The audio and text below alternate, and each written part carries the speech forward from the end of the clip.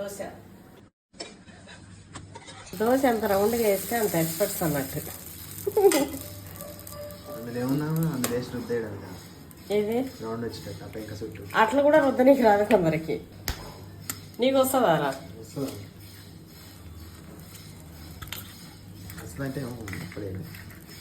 వస్తా అన్నావంటే ఇప్పుడే చేపిస్తా. అదైతే చెప్పు. Egg dosa, double egg dosa. నేను నా కొడుకు నా మనవాడు ముగ్గురం పోతే అందరూ ఎగ్ దోశ అని అడుగుతారు మా వాళ్ళు. మేము ముగ్గురం మాత్రం డబల్ ఎగ్ దోశ అడుగుతాం. లక్కొండనా ఆడ కూడా అంతే, డబుల్ ఎగ్ దోశ. మనకు సింగిల్ ఆ టిఫిన్ షాప్ ఒక దగ్గర తీసుకుంటాము. ఆమె కూడా డబుల్ ఎగ్ దోశ అడిగేది నువ్వు ఒక్కడే. వేస్ట్ చేయాలి అసలు, ఒక్క గుడ్డ ఎట్లా తినబుద్ది అవుతుందేమో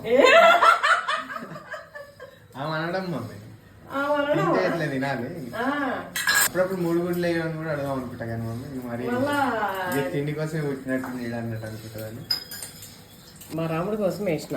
అయితే ఒకటి డబుల్ ఎగ్ దోశ వేసిమన్నాడు. సరే తీసుకెళ్ళిద్దాం. కారం అయితే చేయొద్దన్నారు. ఎందుకో నిన్న మొన్న జర ఎక్కువ హెవీగా చికెన్ ఉంది కొంచెం, అయితే చికెన్ వేసి చేద్దామని.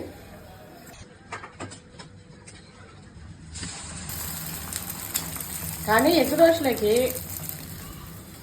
కారం వేసుకుంటేనే కాంబినేషన్ అదిరిపోతుంది. ప్లెయిన్ దోశలకి చికెన్ దోశ పర్ఫెక్టే, కానీ ఎగ్ దోశలకైతే కారం ఉంటేనే వస్తుంటుంది.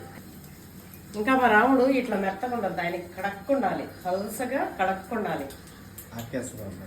అది నా బిడ్డ వస్తుంది పర్ఫెక్ట్గా. వాళ్ళ డాడీకి ఎట్లా కావాలో అట్లా, నేను అట్లా వేయలేరు.